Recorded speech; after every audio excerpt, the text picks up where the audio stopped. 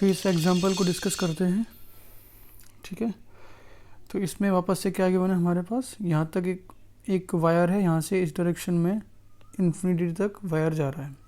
ठीक है, और ये एक पॉइंट पी है, इस पॉइंट पर अपने को चाहिए कि नेट इलेक्ट्रिक फील्ड कितना है। ठीक है, अब देखो क्योंकि दूसरा पॉइंट हमारे पास इन्फिनिट है, इसका मतलब इस केस के लिए अगर मैं थीटा देखूं, theta 1 this is equal to 90 degrees. ठीक है, क्योंकि इन्फिनिटी पर जा रहा है, क्योंकि दो है हमारे पास। जैसे मान लेता हूँ दूसरा एंगल ये वाला है ना, दो एंड, जैसे जैसे ये पॉइंट ऊपर की तरफ मूव करेगा वैसे वैसे ये एंगल बढ़ेगा, और क्योंकि ये इन्फिनिटी तक मूव कर रहा है, इसका मतलब थीटा 1 कितना हो जाएगा 90 डिग्रीज। और थीटा 2 एंगल, दूसरे एंड से एंगल जो बन रहा है, इस टाइप का केस मैंने डिस्कस किया था, इसमें जो एंगल लेते हैं वो कैसा ले लेते हैं, माइनस में। ठीक है ना, तो theta 2 will be taken as -37 degrees. अब क्या करना है अपने को, ठीक, अब इसमें क्या करना है कि यहाँ पर दो कंपोनेंट आएंगे, एक पैरेलल टू द एक नॉर्मल टू द वायर, इसको मैं ई एन कॉम्पोनेंट बोल रहा हूँ, दूसरा पैरेलल टू द वायर, इसको मैं ई पी बोल रहा हूँ। इस ई एन की जो वैल्यू होती है कितनी होती है इसमें, k lambda by r into sine theta 1 plus sine theta 2। ठीक है, क्योंकि साइन थीटा 2 नेगेटिव है तो मेरे पास ये कितना हो जाएगा, k lambda upon r into sine theta 1, 90 degree है थीटा 1, तो इसका मतलब कितना हो जाएगा, ये 1 माइनस ये हमारे पास माइनस में हो जाएगा इंटू साइन 37 डिग्रीज। माइनस क्यों लिया है, sine minus 37 is minus sine 37। Sine 37 की जो वैल्यू होती है दिस इज 3/5, तो ये अपने पास हो जाएगा k lambda by r into 1 minus 3/5। Answer अपने को मिलेगा 2/5 के बराबर, यानी 2 के लैम्डा बाई 5 आर। ये हमारे पास नॉर्मल कंपोनेंट ई एन मिल गया। सिमिलरली मैं ई पी फाइंड आउट कर रहा हूँ, parallel component this is given by K lambda upon R cos theta 2 minus cos theta 1। ठीक है, तो यहाँ से कॉस थीटा 2 अपने को पता है, तो ये के लैम्डा अपॉन आर, यहाँ पर माइनस भी सब्सटीट्यूट करूँगा तो कोई फ़र्क नहीं पड़ेगा इसमें, तो कॉस 37, थीटा 2 इज 37, तो कॉस 37 होता है अपने पास 4/5 minus cos theta 1, theta 1 90 degree है तो ये कितना हो जाएगा 0। तो अपने पास ये आंसर मिलेगा 4 के लैम्डा अपॉन 5 आर। ये हमारे पास नेट इलेक्ट्रिक फील्ड निकालने के लिए हमारे पास ई एन, एक ये कंपोनेंट मिल गया ई एन, और ये कंपोनेंट हो गया अपने पास ई पी। इन दोनों की वैल्यू पता है, तो नेट इलेक्ट्रिक फील्ड इस डायरेक्शन में आएगा, तो नेट इलेक्ट्रिक फील्ड अपने पास हो जाएगा E net can be written as root of E N का स्क्वायर प्लस ई पी का स्क्वायर। इसकी अगर मैं वैल्यूज़ को सब्स्टिट्यूट करूँगा तो के लैम्डा अपॉन 5 आर बाहर आ जाएगा। ठीक है, इसमें 2 भी बाहर आ जाएगा, तो आ जाएगा 2 k lambda upon 5 r, under root में यहाँ दो इस वाले केस में 2 बचेगा तो हो जाएगा ये 4 + 1 यानी √5 हो गया ये, यानी इसको लिख सकता हूँ 2 k lambda upon √5 into are के बराबर। तो ये हमारे पास नेट इलेक्ट्रिक फील्ड आ गया, और इसकी डायरेक्शन क्या होगी, ये डायरेक्शन भी दे सकते हैं। ठीक है ना, ये अगर थीटा है तो यहाँ से tan थीटा में डायरेक्टली क्या लिख सकता हूँ, E P upon E N के बराबर। ठीक है, इस तरीके से एंगल भी दे सकते हैं। कभी कभी इस क्वेश्चन को वेक्टर फॉर्म में आई कैप और जे कैप में भी पूछा जा सकता है। ठीक है, मान लेते हैं कि ये हमारे पास एक्स डायरेक्शन है और ये वाई डायरेक्शन है। ठीक, तो ई एन कॉम्पोनेंट ये एक्स के अलॉन्ग है, ठीक, और ये माइनस जे के अलॉन्ग है ये वाला कॉम्पोनेंट। तो अगर वेक्टर फॉर्म में अगर मैं लिखूँ इसको, तो E net can be written as E N I cap minus E P J cap. ये डिपेंडिंग अपॉन दी एक्सेस ये चीज़ें बदलती रहेंगी। ठीक है कि नहीं, अपने को जैसा कन्वेंशन दे रखा है उसी अकॉर्डिंग अपन लोग करेंगे इसको।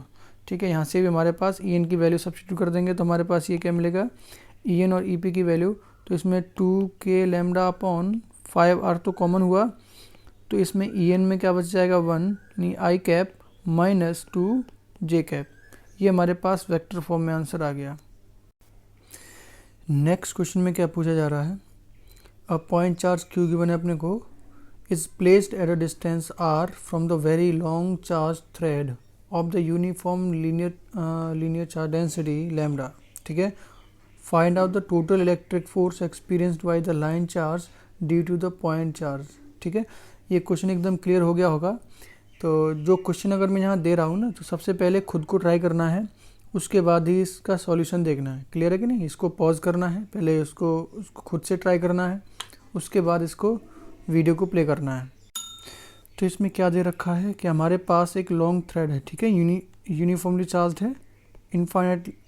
जब भी लॉन्ग की बात की जाए ना, तो उसका मतलब क्या है कि इनफाइनाइटली लॉन्ग है वो। ठीक है, इसके पे लीनियर चार्ज डेंसिटी लैम्डा दे रखा है। अब ये बोल रहा है कि यहाँ से एक मैंने चार्ज रखा हुआ है Q, एक चार्ज मैंने Q रखा हुआ है एट आर डिस्टेंस। ये यहाँ से जो डिस्टेंस है ये R है। अब बोला जा रहा है कि इस चार्ज की वजह से इस थ्रेड पर कितना नेट फोर्स आएगा, वो बताना अपने को कितना आना चाहिए। ठीक है, तो इसकी वजह से मुझे जब करना होगा तो मैं क्या करूँगा कि आप एक सिंपल यहाँ से आप एक कोई भी पॉइंट चार्ज लोगे और उसकी वजह से फोर्स निकालेंगे।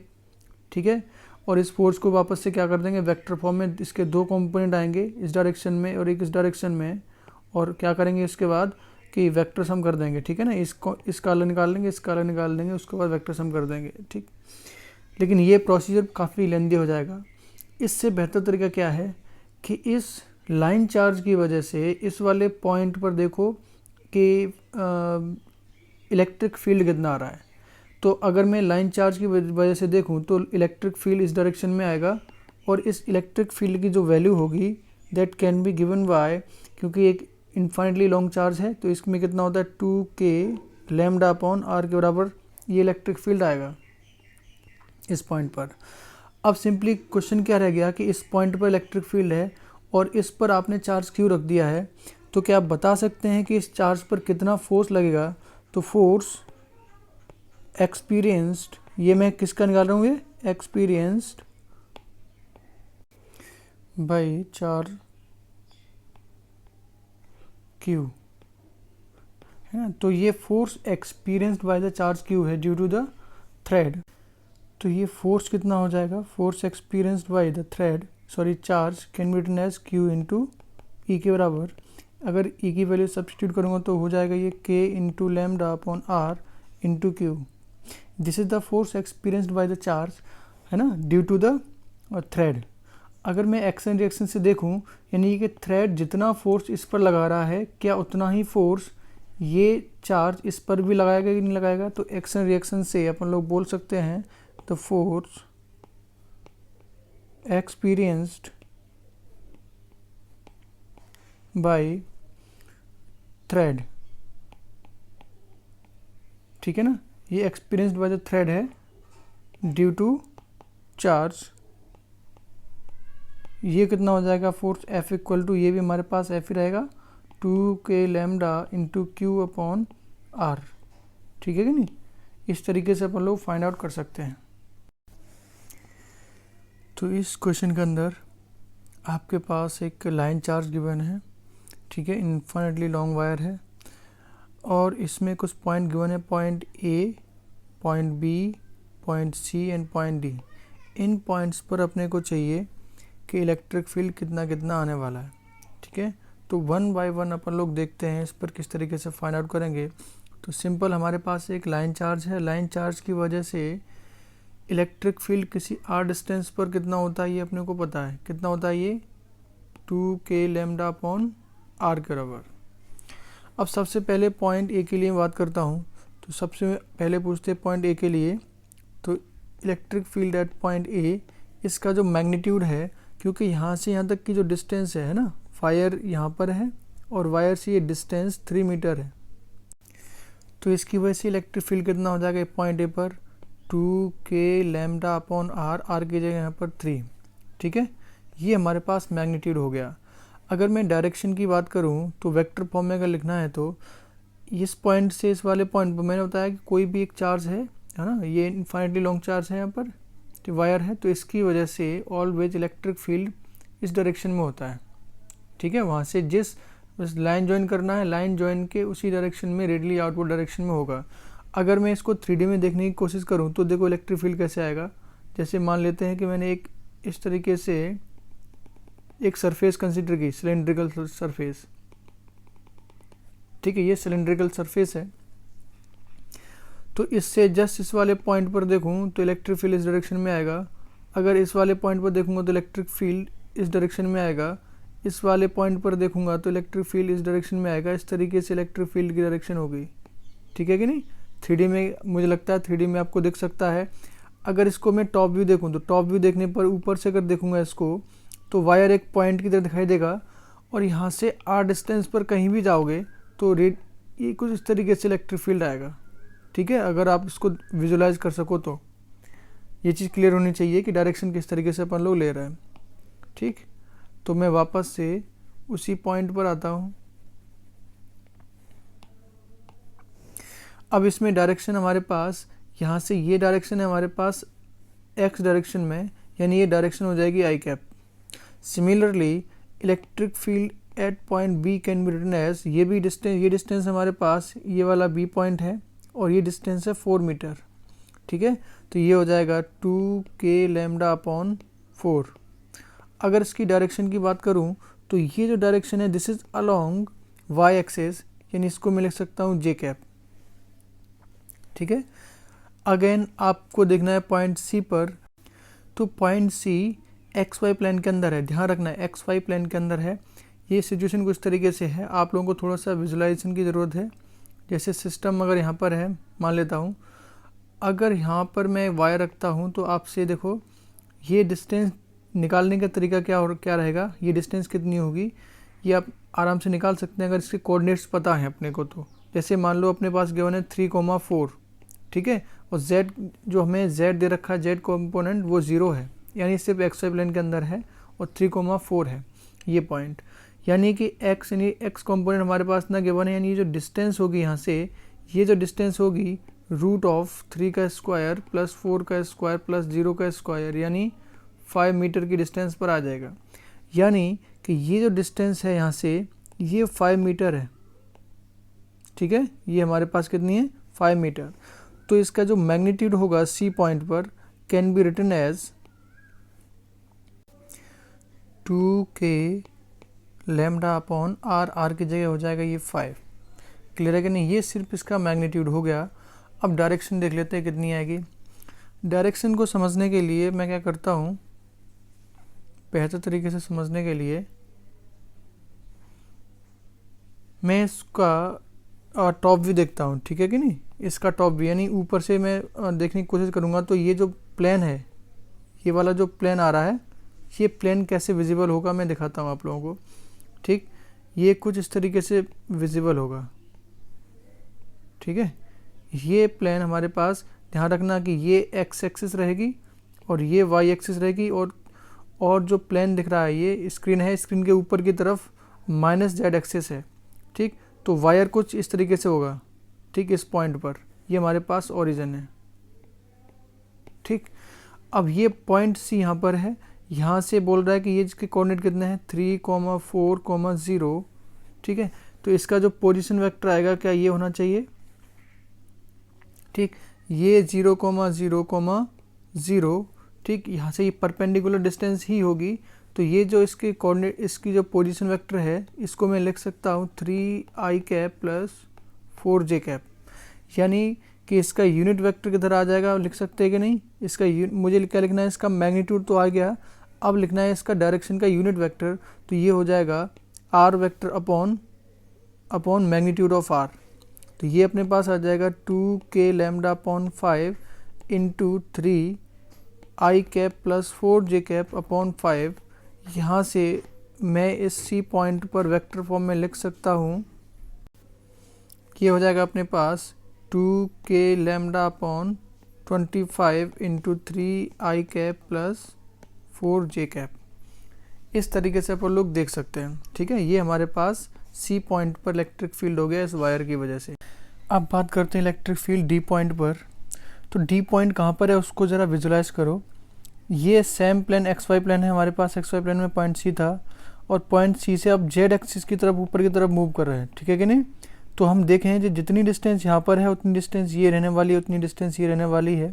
यानी अगर मैं सिंपल व्यू में देखूँ इसको तो कुछ तरीके की सिचुएशन है, ये पॉइंट यहाँ पर सी है, इसकी जो डिस्टेंस है वो 5 मीटर है, आपने सिर्फ पॉइंट को इधर शिफ्ट कर दिया है, ठीक है, और कुछ भी नहीं है। तो एक चीज़ यहाँ से क्लियर हो रही है कि ये पॉइंट और ये डी पॉइंट भी सेम डिस्टेंस पर है, ये भी डिस्टेंस 5 मीटर है, इसकी भी डायरेक्शन ये होगी इलेक्ट्रिक फील्ड की, इसकी भी डायरेक्शन यही होने वाली है, ठीक है। तो इसका मतलब मैं बोल सकता हूँ डायरेक्टली विदाउट कैलकुलेटिंग, तो electric field at point D must be equal to electric field at point C. तो इसकी जो वैल्यू आ जाएगी वो कितनी आ जाएगी इसमें, 2k lambda upon 25 into 3i cap plus 4g cap, this is the answer, ठीक है। तो इस तरीके से अपन लोग कैलकुलेट कर सकते हैं। तो let us look at the new example. इस एग्जांपल के अंदर क्या है, हमारे पास दो सेमी इनफाइनाइट वायर हैं, ठीक है। This is wire number 1 and this is wire number 2, ठीक है। सेमी इनफाइनाइट वायर हैं और यहाँ पर ये एंड करते हैं दोनों पॉइंट, ठीक है। दोनों की जो हमारे पास चार्ज डेंसिटी है, लीनियर चार्ज डेंसिटी, वो दोनों की सेम है, प्लस लैम्डा के बराबर है। तो आपसे पूछा जा रहा है कि एक पॉइंट P गिवन है at the angle bisector at the distance of x, एक पॉइंट P गिवन है, इस पर नेट इलेक्ट्रिक फील्ड अपने को कैलकुलेट करना है। नेट इलेक्ट्रिक फील्ड कितना आना चाहिए, ठीक है। तो इसको करने के लिए वापस से इस पॉइंट P पर दो वायर की वजह से आएगा, वायर नंबर 2 और वायर नंबर 1 की वजह से यहाँ पर नेट इलेक्ट्रिक फील्ड आएगा, ठीक है। तो शुरू करते हैं इसको।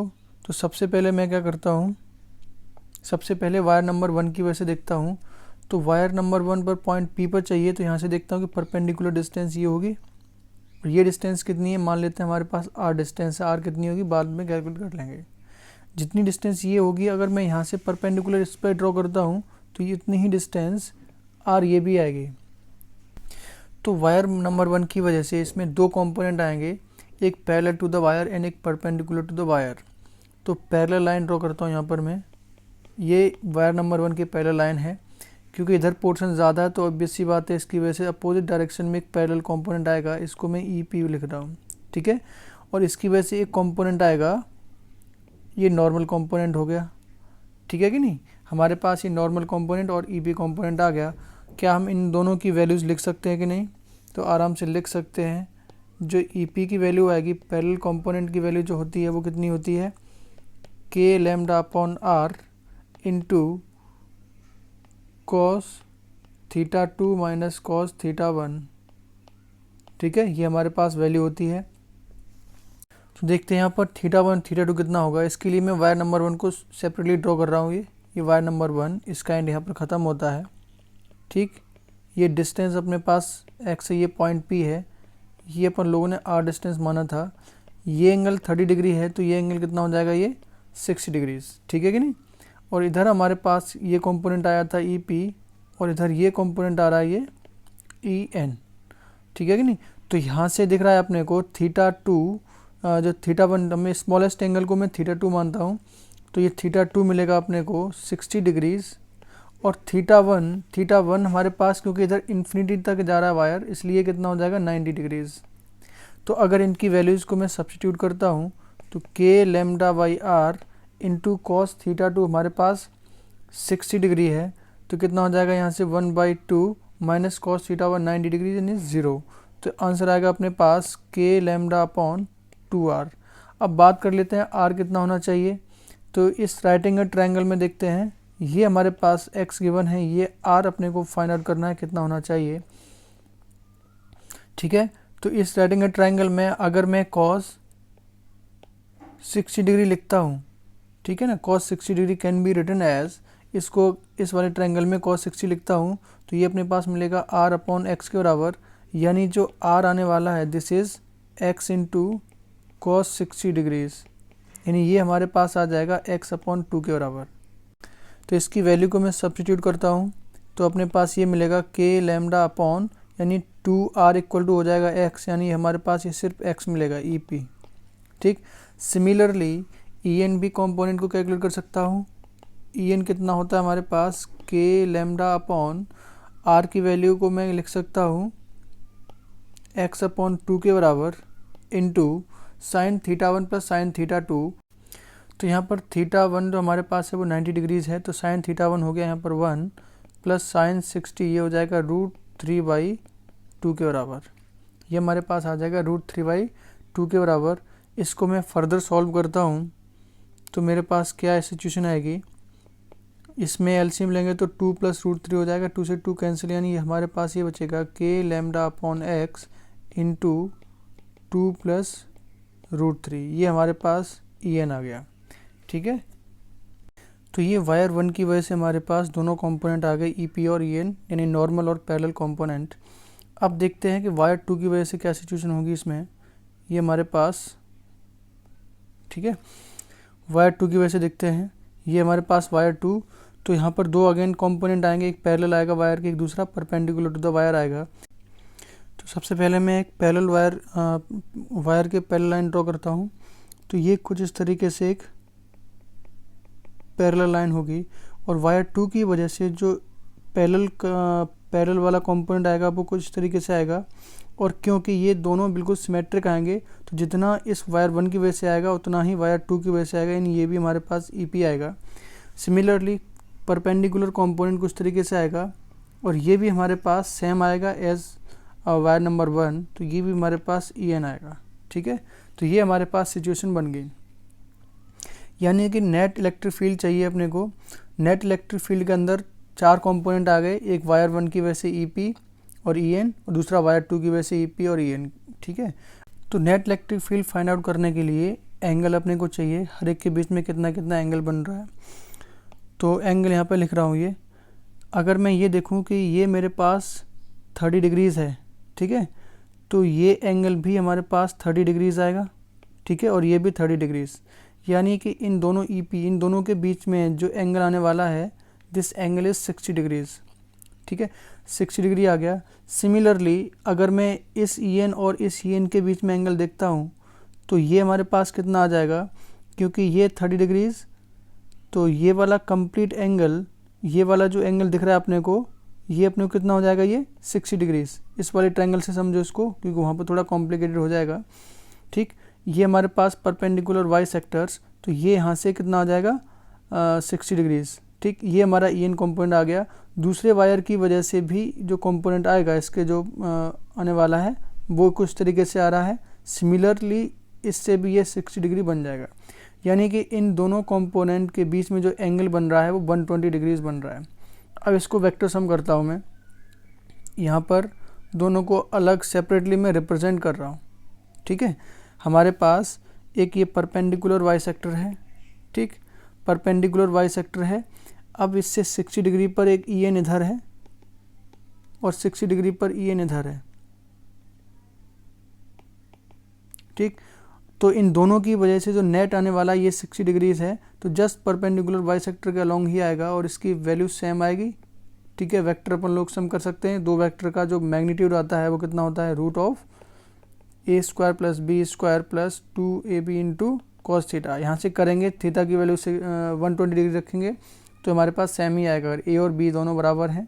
ठीक, इफ़ a = b है और थीटा यहाँ पर 120 डिग्रीज होता है, तो उस केस में जो रिजल्टेंट आता है वो सिंपल a आ जाता है। ठीक है कि नहीं। अब ये ख़त्म हो गए यहाँ पर। अब बात करते हैं रिमेनिंग 2। रिमेनिंग 2 में कौन कौन से हैं, दो वेक्टर हैं, एकदम इस डायरेक्शन में है, एक पैरेलल है इसके, एक इस डायरेक्शन में है, ये भी EP है और ये भी EP है। इन दोनों के बीच में भी एंगल हमारे पास 60 डिग्री आ रहा है, तो इनका सम जो आएगा वेक्टर सम वो इस डायरेक्शन में आ जाएगा। और ये कितना हो जाएगा, अगर 60 डिग्री है तो √3 टाइम्स आ जाएगा ये EP। तो नेट वेक्टर अगर देखें तो एक En इस डायरेक्शन में है और इस डायरेक्शन में √3EP है। ठीक, अगर En ज़्यादा हुआ और ये कम हुआ तो नेट इस डायरेक्शन में आ जाएगा, अगर ये ज़्यादा हुआ तो नेट इस डायरेक्शन में आएगा। ठीक है कि नहीं। तो मैं यहाँ पर देख लेता हूँ ये कितना आने वाला है। तो मैं सिंपली इस डायरेक्शन को मैं इस डायरेक्शन में लिख रहा हूँ, तो नेट इलेक्ट्रिक फील्ड कितना आ जाएगा, इस डायरेक्शन की बात करते हैं, along the perpendicular bisector, तो ये आ जाएगा अपने पास E net can be written as En minus √3 EP। En की वैल्यू अपने को पता है k λ/x minus √3 into k lambda upon x and 2 plus √3। K lambda by x इसमें कॉमन है तो इसको बाहर कर देता हूँ। के लैम्डा अपॉन एक्स बचा इसमें 1 माइनस मल्टीप्लाई करूँगा तो 2√3 और अंदर मल्टीप्लाई करूँगा तो हो जाएगा ये -3। तो यहाँ से अपने को क्या मिलेगा, ये के लैम्डा इधर बचेगा -2 माइनस, यानी टोटल माइनस में आ रहा है, ठीक है। तो माइनस साइन बाहर आ जाएगा इसमें, के लैम्डा अपॉन एक्स और इधर बचेगा 2 प्लस 2√3 और या लिख सकते हैं इसको -2 k lambda upon x 1 plus √3। Minus sine क्या इंडिकेट कर रहा है कि इसमें जो हमारे पास परपेंडिकुलर वाई सेक्टर था, जैसे ये एक वायर, ठीक, दूसरा वायर 60 डिग्री पर और यहाँ पर ये परपेंडिकुलर वाई सेक्टर है, ठीक, ये पॉइंट पी है। तो हम लोगों ने डायरेक्शन को इस डायरेक्शन में लिया है, ठीक, नेट वेक्टर इस डायरेक्शन में लिखा था और ये नेगेटिव आ रहा है। इसका मतलब एक्चुअली जो नेट इलेक्ट्रिक फील्ड आ रहा है वो इस डायरेक्शन में आ रहा है, ठीक है ना। This is the E net vector और इसकी जो वैल्यू आएगी वो कितनी हो जाएगी, 2 k lambda upon x 1 plus √3 के बराबर। तो इस तरीके से हम लोग इस टाइप के क्वेश्चन को सॉल्व कर सकते हैं, ठीक है। इसमें कम्प्लीटली वेक्टर का काम था, अपने को बस देखना था किस तरीके से वेक्टर आ रहे हैं, उनको सॉल्व कैसे करना है, दैट्स इट। इसी टाइप का एक होमवर्क में क्वेश्चन दे रहा हूँ यहाँ पर। सिमिलरली यहाँ पर दो इन्फिनिटी लॉन्ग वायर हैं, ठीक, पर एक पर प्लस लैम्डा चार्ज डेंसिटी, दूसरे पर minus lambda linear charge density है। तो इसकी वजह से एक पॉइंट पी गिवन है, इस पॉइंट पर अपने को बताना है कि नेट इलेक्ट्रिक फील्ड कितना होगा। ये जो पी पॉइंट की डिस्टेंस है ये अपने को गिवन है, ये जो डिस्टेंस है दिस इज एक्स, ठीक है ना। और ये दोनों वायर्स के बीच में एंगल अपने को पता है थीटा है, ठीक है। अभी इस क्वेश्चन को करना है और इसका आंसर कमेंट करके मुझे बताना है कितना आंसर होना चाहिए।